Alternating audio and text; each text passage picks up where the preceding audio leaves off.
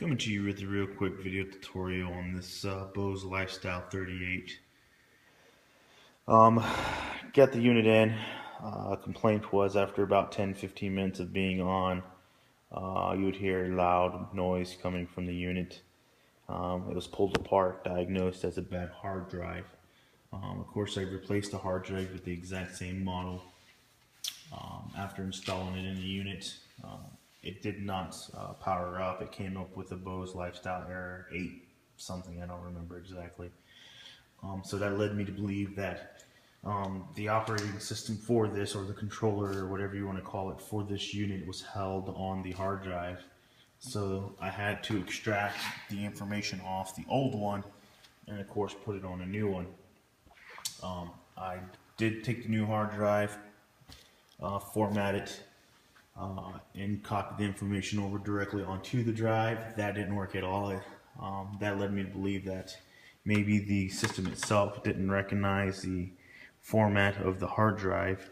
So I then had to go back and check the format on that.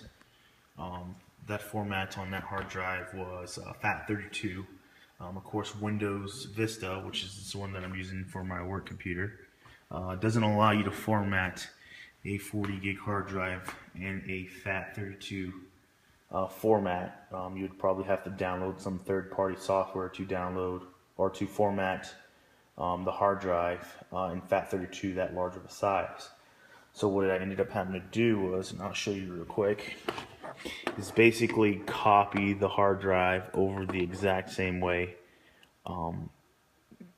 that the original one was, or make the new hard drive the same exact way as the old hard drive.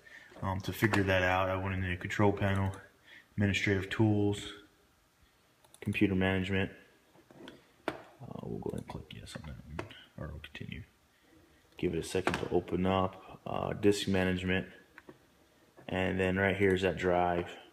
It says here that the first part of it, I don't know if you can see it, but it's partitioned in two parts.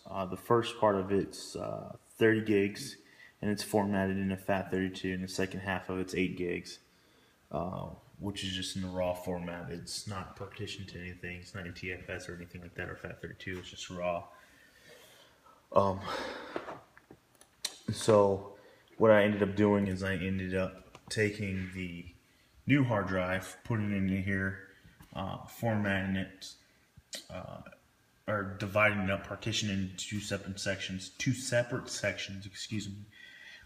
Threw it into FAT32, labeling it as D, as the same one as the old one, and then taking a second section, label it as E, and I formatted the second section on the replacement drive as FAT32 because I wasn't 100% sure on whether or not it would work like that or not. So I just figured I'd give it a try.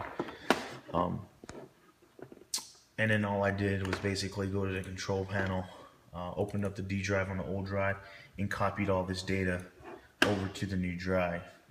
Once I did so, I reinstalled it into the unit, and the unit now works. Give me a second, let me plug it in, and I'll show you that it works with the new drive.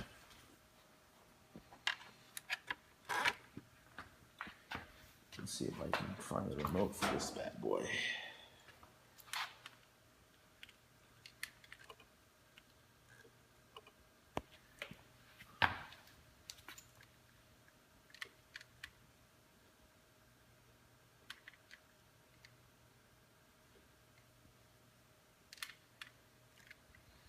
Let's see if I plug it in the way.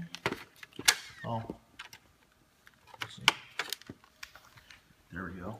Came up with the Bose Lifestyle. And before, I'd get an error right away. This one isn't giving me an error.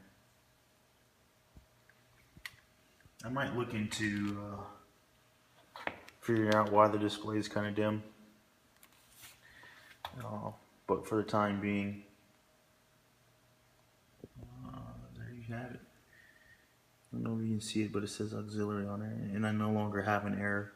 So it appears that the unit is working and functioning with the replacement drive, as you can see. Not really too sure if this really helps any of you guys. In order to extract the information off the old hard drive and to be able to put the new information on a new drive, I had to come up with this little funky contraption. I had to get an adapter that went from, the laptop mini IDE over to the larger desktop IDE, and then I had to get this adapter that goes from IDE to SATA, so that way I can use it in this computer. These wires here just basically power to this IDE upscale or downscale, whatever you want to call it, to power on the hard drive. So I just took power from this connector here and then brought it over to this connector here. So that's all that is right there. But yeah, basically that's it. I don't have any speakers connected to it because I didn't drop any off. But it's got the new hard drive in there. And then the old hard drive, probably shouldn't turn it while it's on, but you can probably read it, and it should say Bose on it. Yeah, see right here it says Bose. So that's the old hard drive. And yeah, that's basically how you replace a hard drive in a Bose unit. I don't see why you would really want to go with a larger hard drive in this unit, unless you're in love with these older units and you want to put more and more information on it. But I'm pretty sure 40 gigs or 30 gigs is more than enough because those files are only 700 megs. So yeah, hope this helped you. Any questions, comment, please post.